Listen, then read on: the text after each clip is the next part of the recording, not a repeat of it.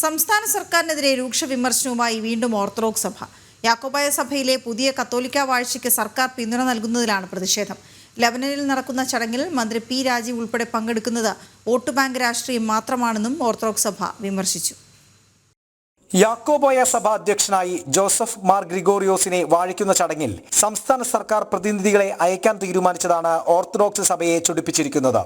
മലങ്കര സഭയിൽ സമാന്തര ഭരണം പാടില്ലെന്ന സുപ്രീം കോടതി വിധിയുടെ ലംഘനമാണ് പുതിയ കാതോലിക്ക വാഴ്ചയെന്ന് സഭ വിമർശിക്കുന്നു. സംസ്ഥാനത്തിന്റെ നിയമമന്ത്രി തന്നെയാണ് നിയമലംഘനത്തിന് പിന്തുണ നൽകുന്നത് എന്നും ഓർത്തഡോക്സ് സഭ.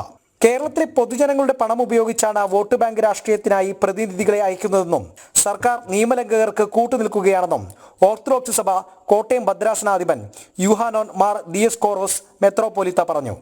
ഈ വിധിന്യായം വന്ന സമയം മുതൽ തന്നെ പല രീതിയിൽ വിട്ടുവീഴ്ചകളോടുകൂടി, എന്നാൽ കോടതി വിധിയുടെ അടിസ്ഥാനത്തിൽ സഭാഭരണക്കുള്ളിൽ നിന്നുകൊണ്ട് സമാന്തര ഭരണം കൂടാതെ വളരെ ഭംഗിയായി സമാധാനമുണ്ടാക്കി അത് ശാശ്വതമായി നിലനിർത്തി മുന്നോട്ട് പോകാമെന്ന് പല രീതിയിലൂടെ അറിയിച്ചിട്ടുള്ളതാണ്. സർക്കാർ വഴിയും പ്രസിദ്ധീകരണങ്ങൾ വഴിയും മറ്റുള്ള സംഭാഷണങ്ങൾ വഴിയും ഒക്കെ അറിയിച്ചിട്ടുള്ളതാണ്. എന്നാൽ അതിനൊന്നും ചെവി കൊടുക്കാതെ ഞങ്ങൾ നിയമത്തെ അനുസരിക്കുന്നവരല്ല എന്ന് പറയാതെ പറഞ്ഞുകൊണ്ട് നിയമലംഘനം കൃത്യമായി നടത്തുന്ന ഒരു കൂട്ടമാണ്. അവർ ചെയ്യുന്ന എല്ലാ കാര്യങ്ങൾക്കും കുടം പിടിച്ചു കൊടുക്കുന്ന ഒരു ഭരണ സംവിധാനം കേരളത്തിൽ ഉണ്ടായിരിക്കുന്നു എന്നത് സങ്കടകരമായ ഒരു യാഥാർത്ഥ്യമാണ്.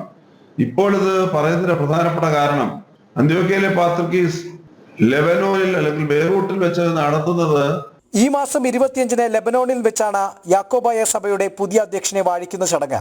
മന്ത്രി പി രാജീവിന്റെ നേതൃത്വത്തിൽ MLA-മാരടക്കം 7 പേരുടെ സംഘമാണ് സർക്കാരിനെ പ്രതിനിധീകരിച്ച് ചടങ്ങിൽ പങ്കെടുക്കുക. ജനം, കോട്ടയം.